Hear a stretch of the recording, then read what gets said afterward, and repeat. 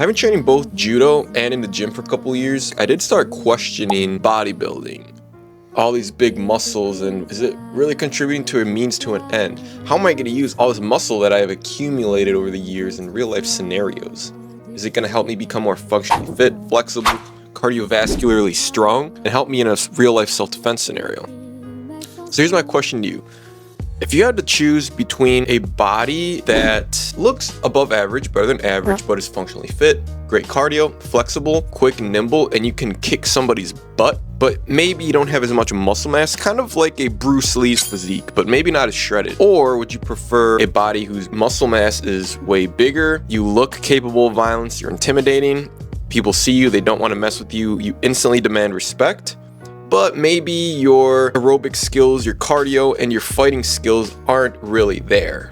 So comment below. I'm dying to know which body you guys would prefer to have. Let's go over the pros of a fighter's physique. Functional strength. While martial arts training focuses on endurance, power, speed, coordination, flexibility, all of this is more likely to help you in real life scenarios, like self-defense, for example, over bodybuilding. Versatility.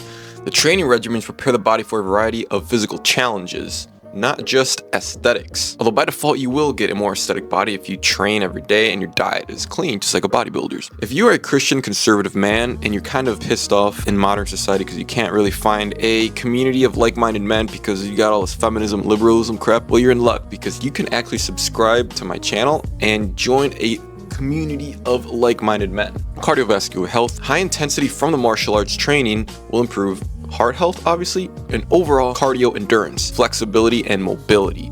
Regular training includes exercises to maintain and enhance flexibility, reducing the risk of injury. And mental toughness. The nature of combat sports requires and builds mental resilience and discipline, especially for people who compete. Now, some cons of having a fighter's body. Being a fighter in general increases risk of injury, especially in competitions. I can speak firsthand. I sprained my AC joint, so it's definitely very risky compared to bodybuilding.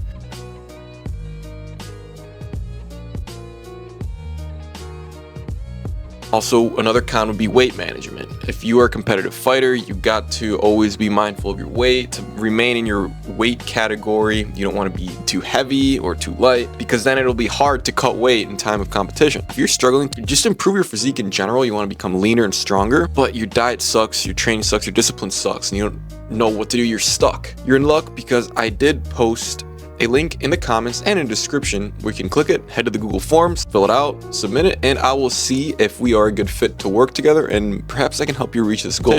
And the last con would be a less focus on aesthetics. Martial arts, when it's competitive, it's all sport, correct? So aesthetics don't really matter. As long as you can perform, you can have somewhat of a skinny, fat body technically and still be way better of a fighter versus somebody who has a six-pack and shredded. Genetics play a role, but also how you train. Are you doing more sport-specific training, or are you just in the gym trying to look good?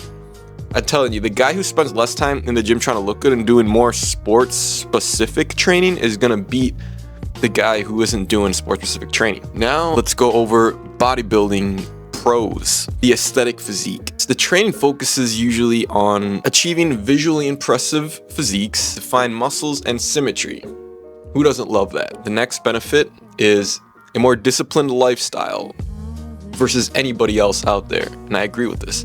Bodybuilding requires strict adherence to training, diet, and a lifestyle, fostering that discipline and dedication that you carry with you for the rest of your life, and you can apply that into different areas of your life. In fact, this is something that I always preach, so I will always respect this one point of bodybuilding, the discipline. Lower injury risk in training, hands-on. So bodybuilding isn't really competitive in terms of action, like a fighting sport. It's more competition showing off your body, so you're really not going to get injured. There's really no risk. Bodybuilding training is non-combative in nature, meaning lower immediate risk of injury compared to judo or boxing.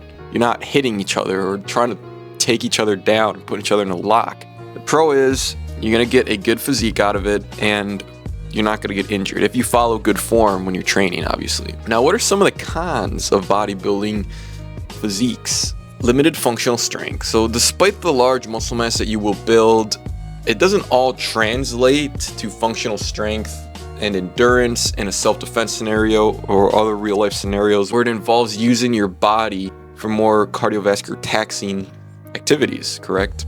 Another con would be less flexibility as you get bigger and bigger. Like Rich Piana, for example, he was very flexible and he made sure to always stretch as his body grew. But most bodybuilders don't do that. We just grow muscles, we get kind of lazy after a workout, we don't do our cardio, we don't hit the sauna, we don't stretch after a workout, we just head right home. And that over the years can catch up on us. We start losing our flexibility as we get bigger muscles, and that is really bad for us. Versus fighters, we're flexible all the time. Another con is the diet, restrictiveness of diet. Depending on your goals, right? If you're trying to gain weight or lose weight, bulking and cutting phases can be challenging and socially isolating when you want to go out with your friends and everybody's at the restaurant eating, but you order a Diet Coke and a salad, or you don't even eat at all because you're fasting. It sucks, and I've been there. So that's one huge con of bodybuilding. But it's all about balance and understanding your body and a sustainable diet that allows you to eat flexible foods and still reach your bodybuilding goals, correct? And lastly, a focus on appearance. So bodybuilding does put a lot of emphasis on your body image, which a con of it is body dysmorphia, getting obsessed with how you look. Oh, I'm not lean enough, I'm not big enough, I'm too small. And it affects the psyche. And with fighting, you don't really have much of that. I respect bodybuilding a lot, but I have to say the winner would be the fighter's physique, because a fighter can achieve a similar physique as a bodybuilder. Maybe not as big, but at least they look in shape, correct? But they also have all the benefits of martial arts: the flexibility, the cardio, the nimbleness, the muscle memory, the quickness, the confidence of being able to kick somebody's butt in a self-defense scenario, all that good stuff. When you still look fit and intimidating, and you have an above average physique compared to the average person. My opinion aside, comment down below what body you think is better, bodybuilders or a fighter's physique. In the meantime, check out this video, which is my judo fitness routine. I'll see you there.